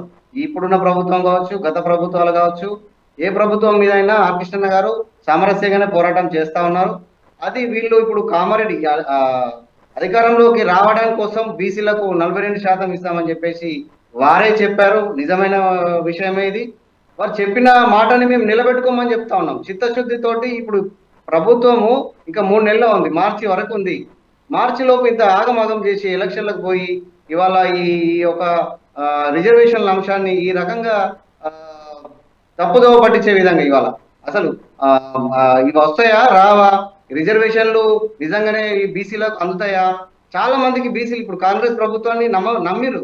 అరే 42% రిజర్వేషన్లు వస్తే విద్యా ఉద్యోగాలలో మాకు ఉద్యోగాలు వస్తాయి కావచ్చు అని చెప్పేసి చాలా మంది యువత కావచ్చు, ఇంకా వీళ్ళంతా కూడా ఓటేసిరు. బీసీలు అందరూ కలిసి కాంగ్రెస్ ప్రభుత్వానికి ఓటేసి ఇవాళ అధికారంలో తీసుకొచ్చిన తర్వాత వీళ్ళు ప్రభుత్వంలోకి వచ్చిన తర్వాత ఫస్ట్ కులగణన ఏర్పాటు చేశారు. తర్వాత మళ్ళీ అది తప్పుల తడక ఉందంటే మళ్ళా రెండోసారి చేశారు. అసలు కాంగ్రెస్ ప్రభుత్వము ఒక ప్రభుత్వం ఒక నిర్ణయం తీసుకున్నప్పుడు పకడ్బందీగా చేయాలి. ఇది ఒక బీసీల రిజర్వేషన్ల అంశం అన్నప్పుడు ఇలా చిత్తశుద్ధం చాటుకోవాలి. ఇవాళ చాటుకుంటేనే ఇవాళ బీసీల విశ్వాసాన్ని వీళ్ళు చూరగొన్న వాళ్ళు అవుతారు. కాబట్టి మేము అడిగేది ఏంటంటే 42% రిజర్వేషన్ సర్పంచ్ ఎన్నికలలో చాలా వరకు కూడా ఇవాళ సర్పంచులు కాలేకపోతా ఉన్నారు, ఎంపీటీసీలు కాలేకపోతా ఉన్నారు, జెడ్పీటీసీలు కాలేకపోతా ఉన్నారు. గత 78 సంవత్సరాల నుంచి దేశ జనాభాలో, రాష్ట్ర జనాభాలో 60% పైగా ఉన్నటువంటి బీసీలు ఇవాళ వాళ్ళ యొక్క హక్కులని, వాళ్ళ ఫలాలని వాళ్ళు అందుకోలేకపోతా ఉన్నారని మా యొక్క ఈ బాధ. కాబట్టి మేమేమంటున్నామంటే 42% రిజర్వేషన్లు చట్టబద్ధంగా చేసిన తర్వాతే ఎన్నికలకు పోవాలని చెప్పి మేము కూడా కోరడం జరిగింది. మంత్రులు, ఎమ్మెల్యేలు కూడా మేము 42% రిజర్వేషన్లు ఇచ్చాకే మేము ఎన్నికలకు పోతామని కూడా వాళ్ళు చెప్పడం జరిగింది. కానీ వాళ్ళు చూసుకున్నట్టయితే పరిస్థితి వాళ్ళు ఇచ్చిన మాట నెరవేర్చకుండానే ఇవాళ సర్పంచ్ ఎన్నికలలోకి పోవడం జరిగింది. ఓకే, ప్రస్తుతం ఇప్పుడు ఏదైతే ఆత్మహత్య చేసుకున్నటువంటి సాయి ఈశ్వరాచారి విషయంలో మళ్ళీ మీ బీసీ సంఘాల తరఫున ఏం నిర్ణయం తీసుకున్నారు? వాళ్ళ కుటుంబానికి ఎలాంటి భరోసా కల్పించాలనుకుంటున్నారు? అసలు దానికి సంబంధించినటువంటి ప్రణాళిక ఏమైనా రచించుకున్నారా? ఎందుకంటే శ్రీకాంతచారి ఆత్మహత్య చేసుకున్న తర్వాత ఏదైతే తెలంగాణ ఉద్యమంలో ఎలా అయితే ఒక్కసారిగా ఉవ్వెత్తున ఎగిసిపడిందో, అలాగే నేను కూడా ఆత్మహత్య చేసుకుంటే కానీ ఈ బీసీలకు సంబంధించిన రిజర్వేషన్ల విషయంలో న్యాయం జరగదు అంటూ పదే చెప్తుండేవారు సాయి ఈశ్వరాచారి అన్నారు అనేటువంటి విషయాన్ని కూడా తన భార్య ఈశ్వరాచారి భార్య చెప్తున్నటువంటి విషయం మనం విన్నాం వీడియోలో. ఏమంటారు? ఆత్మహత్యలు చేసుకుంటేనో ఇది సమస్య పరిష్కారం కాదు. ఎవరు కూడా దయచేసి ఆత్మహత్యలు చేసుకోవద్దని మేము ఈ సందర్భంగా కోరుతా ఉన్నాం మీ ఛానల్ ద్వారా. ఎందుకంటే ఇది కొట్లాడి తెచ్చుకోవాల్సినటువంటి రిజర్వేషన్. మేమేం అడుగుతున్నాం, ఇప్పుడు కాంగ్రెస్ పార్టీ జాతీయ నాయకులు అయినటువంటి రాహుల్ గాంధీ గారే చెప్పారు, ఎవరి వాటా ఎవరి తమాషా ప్రకారం ఎంతుందో వాళ్ళకి అంత ఇవ్వాలని చెప్పారు. మేమేం అడుగుతున్నాము, 65% ఉన్నారు కదా, మేము అడిగేది 42% ప్రభుత్వం ఇస్తా అన్నది. 42% రిజర్వేషన్లే ఇవన్నీ మేము చెప్తా ఉన్నాం. ఇప్పుడు మేము సాయి ఈశ్వరాచారి కుటుంబానికి అండగా ఉంటాం. బీసీ సంఘాలు, బీసీ కుల సంఘాలు అన్ని కూడా అండగా ఉంటాయి. భవిష్యత్తులో ఎవరు కూడా ఆత్మహత్యలకు పాల్పడద్దు. మేము కార్యాచరణ రూపొందిస్తాం. ఆర్ కృష్ణ గారి నాయకత్వంలో జేఏసీ ఏర్పాటైంది ఆల్రెడీ. మేము మా భవిష్యత్ కార్యాచరణలో మేము ఈ ఒక ప్రభుత్వం కనుక 42% రిజర్వేషన్లు ఇవ్వకుంటే మా కార్యాచరణ ఏందనేది మేము ప్రకటిస్తాం తర్వాత. ఓకే రైట్ అండి, మళ్ళీ మీ దగ్గరకు వస్తాం. మహేందర్ రెడ్డి గారు ఇందాక పద్మాకర్ గారు చెప్పినట్టు వాస్తవంగా అసలు దీనికి ఇవ్వాల్సింది, చేయాల్సిన బాధ్యత కేంద్రంలో ఉన్నటువంటి బీజేపీ పార్టీ చేతుల్లోనే ఉంది. 9వ షెడ్యూల్ చేర్చాల్సిన బాధ్యత కూడా బీజేపీ పార్టీ చేతుల్లోనే ఉంది. కావాలని బీసీ రిజర్వేషన్ అంశంలో కావాలని కాలయాపన చేస్తా ఉన్నారు. తెలుసు వాళ్ళు ఇవ్వాలనుకుంటే పెద్ద విషయం కాదు అంటూ ఒక పక్క కాంగ్రెస్ పార్టీ నాయకులు చెప్తున్నమాట. ఇంకొక పక్క బీజేపీ పార్టీ సంబంధించినటువంటి నాయకులు చెప్తున్న విషయంలో బీసీ రిజర్వేషన్ అంశంలో పూర్తిగా 100% బీసీలకు న్యాయం జరిగిద్దంటే మేము కూడా వచ్చి ప్రభుత్వంతో మాట్లాడతాం, మా ప్రభుత్వంతో అంటే కేంద్రంలో ఉన్న ప్రభుత్వంతో మాట్లాడతాం అంటూ తెలంగాణ బీజేపీ నాయకులు అంటున్న విషయం. అంటే దీంట్లో దాదాపుగా ముస్లిం మైనార్టీస్ లాభపడతా ఉన్నారు ఈ బీసీ రిజర్వేషన్ వల్ల. అందుకే మేము దీని గురించి గట్టిగా మాట్లాడలేకపోతున్నాం. పూర్తిగా మీరు 100% బీసీలకే న్యాయం జరిగిద్దంటే చెప్పండి, మేము వచ్చి మాట్లాడతాము, దీని గురించి ముందుకు వెళ్దాం అనేటువంటి విషయాన్ని కూడా గతంలో వ్యాఖ్యానించిన సందర్భాలు మనం విన్నాం. ఏమంటారు? ఒకరండి, ఇప్పుడు కామారెడ్డి డిక్లరేషన్ 42% ఇచ్చేటప్పుడు కానీ వాళ్ళ ప్రభుత్వం వాళ్ళ ప్రచారంలో కానీ, లేకపోతే ప్రభుత్వం ఏర్పడ్డాక కానీ, క్యాబినెట్ తీర్మానం కానీ, లేకపోతే ఆర్డినెన్స్ కానీ, లేకపోతే డెడికేషన్ కమిటీ, లేకపోతే ఏదో కమిటీ, లేకపోతే ఈ రకంగా ఏవైతే చేసారో ఎక్కడ కూడా 9th షెడ్యూల్ గురించి ఎవరు మాట్లాడలేదు, గుర్తుపెట్టుకోరు. 9th షెడ్యూల్ ఎప్పుడు ఇష్యూ బయటకు వచ్చిందంటే వీళ్ళతో కాలేదు, కోర్టుకు పోయే టైంలో 9th షెడ్యూల్ అనే విషయం వీళ్ళు బయటకు వచ్చింది. వాస్తవంగా ఇవాళ మీరు గమనించండి, 9th షెడ్యూల్ ద్వారానే సాధ్యమనే విషయం కాంగ్రెస్ తెలిస్తే మీరు ప్రభుత్వాన్ని ఏర్పాటు చేయకముందు 9th షెడ్యూల్ ద్వారానే సాధ్యం ఎందుకు చెప్పలేదు? అంటే ఓట్లు వేసుకున్న తర్వాత ఎందుకు మాట్లాడు? ఓట్ల కన్నా ముందు ఇది కేంద్రం 9th షెడ్యూల్ చేస్తేనే అవుతుంది అని చెప్పేసి ఎందుకు మాట్లాడలేదు? ఫస్ట్ యొక్క కాంగ్రెస్ ప్రభుత్వం సమాధానం చెప్పాలి. ఎందుకంటే కోర్టులో ఉన్నప్పుడు మాత్రం ఏం చేయలేదు, కోర్టు పరిధిలో ఉన్నప్పుడు 9th షెడ్యూల్ అనేది పనిచేయదు. కోర్టు పోకముందే, అంటే హైకోర్టు పోకముందు, సుప్రీంకోర్టు పోకముందే 9th షెడ్యూల్ చేర్చాలి. మరి అప్పుడు కాంగ్రెస్ పార్టీ ఏదైతే రేవంత్ రెడ్డి నాయకులు కాంగ్రెస్ పార్టీ మరి చిత్తశుద్ధి ఎడిపోయింది. ఇవాళ బీజేపీ పైన నెట్టడం కాదు, ఇక్కడ బీజేపీ పైన నెట్టే ముందు ఫస్ట్ మేమేం చేసామని చెప్పేసి ఆత్మపరిశీలన చేసుకోవాలి. ఇవాళ ఆత్మపరిశీలన చేసుకున్న తర్వాత భారతీయ జనతా పార్టీ కేంద్ర ప్రభుత్వం మీద 9th షెడ్యూల్ గురించి మాట్లాడాలి. ఆ విషయంలో కాంగ్రెస్ పార్టీ అట్లా ఫ్లాప్ అయింది. ఎందుకంటే వాళ్ళు ఓట్ల కోసం మాత్రమే వాళ్ళు ఇక్కడ మాట్లాడింది, ఓట్ల కోసంకే ఆ 42% మాట్లాడింది. కావున నేను ఏమంటున్నా అంటే ఇవాళ మీరు ఇంకో విషయం చెప్పండి, ఇవాళ ఈ బీసీ రిజర్వేషన్ గురించి ఇంత రక్ష జరుగుతుంది అంటే నిజంగానే బీసీ నేతలు ఎవరైతే ఉన్నారో, బీసీ నేతలు ఎంతమంది అయితే ఉన్నారో, ఇప్పుడు తీర్మ మల్లన్న కానీ, విషాధరం కానీ, లేకపోతే ఆర్ కృష్ణ గారు కానీ, లేకపోతే శ్రీనివాస్ గౌడ్ కానీ, ఎవరైనా సరే మీరు గమనించండి, ఈ 42% రిజర్వేషన్లలో ఎవరికి ఎంత శాతం బీసీలు కానీ మాట్లాడినా గుర్తుపెట్టుకోరి, ఎక్కడైనా మాట్లాడినా 42% రిజర్వేషన్ మాట్లాడుతున్నారు. ఇవాళ గమనించండి, మందకృష్ణ మాదిగ గారు 30 సంవత్సరాలుగా ఎస్సీలలో ఉన్న మాదిగల అన్యాయం జరుగుతుందని చెప్పేసి ఎస్సీ వర్గీకరణ చేయాలని చెప్పేసి కోరడం జరిగింది. చివరికి ఎస్సీ వర్గీకరణ చేయడం జరిగింది. ఎందుకంటే ఎస్సీలలో మాలకు మాత్రమే జరుగుతుంది, మాదిగలకు అన్యాయం జరుగుతుందని చెప్పేసి వాళ్ళు పోరాటం చేయడం జరిగింది. దానిలో భాగంగా ఎస్సీ వర్గీకరణ చేశారు. మరి బీసీ వర్గీకరణ ఎప్పుడు అయింది ఇవాళ? మరి బీసీ వర్గీకరణ ప్రకారంగా ఇవాళ మీరు రిజర్వేషన్ ఎందుకు పోతలేరు ఇవాళ చెప్పండి? ఎంపీటీసీ కానీ, జెడ్పీటీసీ కానీ, అదేవిధంగా ఇంకే ఇప్పుడు సర్పంచ్ ఎలక్షన్ జరుగుతూ ఉన్నాయి. ఏదైనా సర్పంచ్ ఎలక్షన్ లో కూడా అసలు బీసీలకు ఎన్ని శాతం ఇవ్వనో అన్ని శాతం ఇవ్వలేదు, రిజర్వేషన్ ఇవ్వలేదని చెప్పేసి కూడా ఉద్యమం చేస్తున్నారు, రోడ్లు ఎక్కుతా ఉన్నారు ఇవాళ. అంటే బీసీలకు న్యాయం జరుగుతుంది ఇక్కడ, అందులో బీసీలకు కులాలు కూడా న్యాయం జరగట్లేదు ఇవాళ. గతంలో శ్రీకాంతాచారి గారు ఇవాళ హరీష్ రావు చంపేస్తే ఇవాళ గమనించండి, ఇవాళ సాయేశ్వరాచారిని చంపింది 100% తిరుమలనే. ఇవాళ గుర్తుపెట్టుకోండి, ఇవాళ తిరుమల ఆఫీస్ చుట్టూ సీసీ కెమెరాలు లేవా? ఇవాళ పెట్రోల్ తో వస్తుంటే పెట్రోల్ సీసాతో వచ్చిండే. మరి పెట్రోల్ సీసా వచ్చే వ్యక్తి పెట్రోల్ ఎక్కడ పెట్టిండు? ఆఫీస్ లోపలికి వెళ్ళు, ఎంతసేపు మాట్లాడు, మరి పెట్రోల్ సీసా ఎక్కడ బయటకు ఉంది? ఇవాళ నేను ఏమంటున్నా, సాయేశ్వరాచారి హత్య ఏదైతే ఉందో 100% తిరుమలనే కుట్రతం చేసాడు. ఎందుకంటే వాళ్ళ ఆర్థిక పరిస్థితులు బాగాలేవు. గతంలో వాళ్ళ భార్యతో మాట్లాడడం జరిగింది, రెంట్ కూడా ఇవ్వడం జరిగింది. కావున ఆత్మహత్య చేసుకుంటే నేను ఆదుకుంటా, ప్రభుత్వం ఆదుకుంటా అని చెప్పి నాకు హామీ ఇవ్వచ్చు ఆయనకు, అందుకే ఆత్మహత్య చేసుకుండొచ్చు ఇవాళ. అందుకే నేను సిట్టింగ్ జడ్జితో విచారణ జరపాలి. సాయేశ్వరాచారి మొదటి మరణం, బీసీ ఉద్యోగంలో మొదటి మరణం, ఇంకో మరణం జరగదు అంటే 100% సిట్టింగ్ జడ్జితో విచారణ జరపాలి. జరిపినప్పుడు సాయేశ్వరాచారి మరణం వెనుక అసలు కారణాలు బయటకు వస్తాయి. ఇవాళ ఆయన మరణంతో ఇవాళ బీసీ ఉద్యమాన్ని ఇంకే రకంగా తీసుకోవాలనుకుంటున్నారు. చావులతోని ఎప్పుడైనా ఉద్యమాలు చేద్దాం కోరుకోవద్దు. చావులు చాలా కుటుంబాలు రోడ్డు మీద పడతాయి. ఇప్పటికే గత 12 మంది ప్రాణాలు ఏదైతే వెళ్ళాయో వాళ్ళ కుటుంబాలు ఇంతవరకు దిక్కు దివాళ్ళు ఇంతవరకు ఏ 12 ప్రాణాలకి వాళ్ళ ఉద్యోగాలు ఇవ్వాలి, ఇంతవరకు ఉద్యోగాలు ఇవ్వలేదు. ఏదో 2-3 ఇచ్చేసి మేము మొత్తం ఇచ్చామని చెప్పుకుంటా ఉన్నది గతంలో టీఆర్ఎస్ ప్రభుత్వం. నేను ఏమంటా అంటే ఇవాళ బీసీ ఏదైతే ఉద్యమం అవుతుందో బీసీ ఉద్యమాలలో కూడా రిజర్వేషన్ ఏదైతే ఉందో రిజర్వేషన్ కూడా 42% ఉన్న ఎంత శాతం ఏవో నాయకుడు బీసీ నాయకుడు మాట్లాడలేదు. ఫస్ట్ దాని మీద మాట్లాడమని చెప్పి చిత్తశుద్ధి ఉంటే బీసీ నాయకులకు దీని విషయం మాట్లాడాలి. ఇవాళ ఏమైనా 42% బీసీ అంటున్నారు, బీసీ ఇతర కులాలకు అన్యాయం జరుగుతుంది. ఆ అన్యాయం జరిగిన కులాలను ఎందుకు మాట్లాడలేదో సమాధానం చెప్పాల్సిన బాధ్యత ఈ బీసీ నేతల మీద ఉంది. అదేవిధంగా మళ్ళీ ఇప్పుడు సాయేశ్వరాచారి కుటుంబం ఏదైతే ఉందో నేను ఇప్పుడు వాళ్ళు వేడుకుంటున్నా, ఇట్లాంటి చావులు ఏవైతే ఉందో వాళ్ళ కుటుంబాన్ని చూసి ఇంకా బీసీ ఎవరైతే ఉన్నారో యువత ఇట్లాంటి పేర్లకు గురిగాకండి. ఇదంతా రాజకీయంగా వాళ్ళు ఎదగడానికి మాత్రమే ఉపయోగించుకుంటారు బీసీ సంఘం అని చెప్పేసి ఏవైతే వాళ్ళు, కానీ వాస్తవంగా వాళ్ళు బీసీలకు ఏం చేయరు బీసీ కులాల నాయకులు అని చెప్పేసి నేను చెప్పదలుచుకున్నాను. ఎందుకంటే మీరు గమనించండి, ఆర్ కృష్ణయ్య గారి వల్ల బీసీ ఉద్యమ నేత అక్కడ పోయిండు, అక్కడ రాజ్యసభ తీసుకున్నాడు ఏపీలో, ఇక్కడికి వచ్చి ఇక్కడ రాజ్యసభ తీసుకున్నారు. కానీ వాస్తవంగా వాళ్ళు వ్యక్తిగతంగా ఎదుగుతూ ఉన్నారు, వ్యక్తిగత ఆర్థికంగా. ఇవాళ శ్రీనివాస్ గౌడ్ గారు ఇవాళ కాంగ్రెస్ ప్రోగా మారండి, వాళ్ళ తీర్మానాలనే వాళ్ళ బీసీ ఉద్యమం అని చెప్పేసి వాళ్ళు చాలా మంది బీసీ తప్పుగా పట్టిస్తూ ఉన్నాడు. ఇచ్చబడిగా మాట్లాడకుండా ఇష్టం రెచ్చగొట్టే వ్యాఖ్యలు చేసుకుంటారు. వాళ్ళ రెచ్చగొట్టే వ్యాఖ్యలతో సాయిశ్వర జరిగింది. కానీ ఇప్పటికైనా కాంగ్రెస్ ప్రభుత్వం నిజంగా చిత్తశుద్ధి ఉంటే, నిజంగానే ఇది ప్రభుత్వ హత్య కాదు అనుకుంటే సిట్టింగ్ జడ్జితో విచారణ జరపాలని చెప్పి భారతీయ జనతా పార్టీ డిమాండ్ చేస్తా ఉంది. Right okay right. యాదగిరి గారు మహేందర్ గారు చెప్పినట్టుగానే వాళ్ళ భార్య కూడా చెప్పిన విషయం ఏంటంటే పదే ఎక్కువగా మల్లన్న సంబంధించినటువంటి యూట్యూబ్ సంబంధించినటువంటి వీడియోస్ ఎక్కువగా చూసేవాడు, బాగా ప్రభావితం అయ్యేవాడు.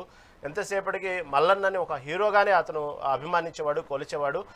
కాబట్టే నేను అక్కడికి వెళ్ళాను, మల్లన్న మాకు ఆర్థిక సాయం చేశారు, ఆ విషయాన్ని కృతజ్ఞతగా వెళ్ళాను అని చెప్పినట్టు సందర్భం విన్నాను. అంటే అక్కడ దాదాపుగా మల్లన్నని ప్రతిరోజు మల్లన్న చెప్పేటువంటి వ్యాఖ్యల మీద బాగా ప్రభావితం అయ్యి అతన్ని ఒక దేవుడుగాను ఒక హీరోగాను ఆరాధిస్తూ ఇతనైతేనే బీసీలకు న్యాయం చేయగలడు అనేటువంటి నమ్మకంతో మా భర్త ఉండేవాడు అనేటువంటి విషయాన్ని చెప్తా ఉన్నారు. ఆ ప్రభావితంతోనే అతను కొంతవరకు ఎక్కడో కొంత కలత చెంది ఈ విధంగా ఆత్మహత్యాయత్నానికి పాల్పడ్డాడు అనేటువంటి విషయం చెప్తా ఉంటే, కాదు వెనక వ్యూహం ఉంది, రెచ్చగొట్టేటువంటి ధోరణిలోనే ఈ విధంగా చేయించారనే విషయం ఇటు పక్క మహేందర్ రెడ్డి గారు చెప్తున్నారు. ఏమంటారు, దాన్ని ఏకీభవిస్తారా మీరు? ఇప్పుడు కాంగ్రెస్ పార్టీ ఏది చేసినా కూడా వ్యతిరేకంగానే మాట్లాడుతుంది. ఒకవేళ తీన్మార్ మల్లన్న క్యూ న్యూస్ దగ్గర అతను వెళ్ళిండొచ్చు, కానీ ఆయన ఆత్మ బలిదానం చేసుకుంది మాత్రం కేవలం బీసీ ఉద్యమం కోసమే. బీసీలకు ఈ రోజు స్థానిక సంస్థల ఎన్నికల్లో అన్యాయం జరిగింది కాబట్టి తన ఆత్మ బలిదానం ద్వారానైనా ఈ తెలంగాణ రాష్ట్రంలో ఉన్నటువంటి 3 కోట్ల బీసీ ప్రజలకు న్యాయం జరుగుతుందని చెప్పేసి ఆయన ఆత్మ బలిదానం చేసుకుందని చెప్పేసి బీసీ కమిషన్ చైర్మన్ కానివ్వండి, అన్ని రాజకీయ పార్టీలు బీసీ సంఘాలు అన్ని గొంతెత్తుతుంటే కాంగ్రెస్ పార్టీ ఏమో ఏదో రకంగా అది కాదు అని చెప్పేసి తప్పుదోగా రాజకీయం చేస్తుంది. ఇప్పటికైనా సరే తన తప్పును తెలుసుకొని మీకు ఒకవేళ నిజంగా అది తప్పు అని అనుకుంటే సిట్టింగ్ జడ్జి దగ్గర విచారణ జరిపించి న్యాయం చేయండి, ఆ కుటుంబానికి అండగా నిలవాలని చెప్పి కోరుకుంటున్నాం. అయినా సరే తెలంగాణ రాష్ట్రంలో ఆత్మ బలిదానాలు చేసుకోవద్దని చెప్పేసి కూడా ఆ కుటుంబానికి మరోసారి అందరికీ తెలంగాణ రాష్ట్ర ప్రజలకు యువకులకు కూడా ఆవేశంతో ఆత్మ బలిదానం చేసుకోవద్దు. ఒకవేళ బరిగీసి కొట్లాడి హక్కులను సాధించుకోవాలే కానీ ఆత్మ బలిదానం చేసుకోవద్దు అని చెప్పేసి తెలంగాణ రాష్ట్రంలో ఉన్నటువంటి అందరూ యువకులకు నేను తెలియజేస్తున్నాను. యాదగిరి గారికి, అదేవిధంగా పద్మాకర్ రెడ్డి గారికి, అదేవిధంగా మహేందర్ రెడ్డి గారికి, శ్రీనివాస్ గారికి ధన్యవాదాలండి. ఏదేమైనప్పుడు కూడా సాయి ఈశ్వరాచారి సంబంధించినటువంటి ఆత్మహత్య ఇప్పుడు బీసీ రిజర్వేషన్ అంశం మళ్ళీ తెర ముందుకు వచ్చి ఇప్పుడు తెలంగాణ రాష్ట్ర రాజకీయాల్లో తీవ్ర ఉద్రిక్త పరిస్థితులకు దారితీసింది. ఏదేమైనప్పటికీ కూడా బీసీ రిజర్వేషన్ అంశాన్ని కేవలం ఆత్మహత్యల ద్వారా సాధించుకుందాం అనేటువంటి ఆలోచన మాత్రం మాననంటూ బీసీ సంఘాలకు సంబంధించినటువంటి ఉద్యమకారులు చెప్తా ఉన్నారు. బీసీ సంఘాలు ఏదైతే చెప్తున్నటువంటి మాటలు మాత్రం యువకులు పట్టించుకోవాలి. ఎందుకంటే ఉద్యమాల ద్వారా ఎలా అయితే తెలంగాణ సాధించుకున్నారో భవిష్యత్తులో బీసీ రిజర్వేషన్ కూడా సాధించుకునేటువంటి రోజు దగ్గరలోనే ఉన్నాయనేటువంటి ఆశాభావంతో పనిచేయాలి. కానీ ఈ విధంగా ఆత్మహత్యలు చేసుకోవడం కూడా సబబు కాదంటూ మా మెగా9 టీవీ తరఫున కూడా చెప్తా ఉన్నాం. చూస్తూనే ఉండండి మెగా9 టీవీ.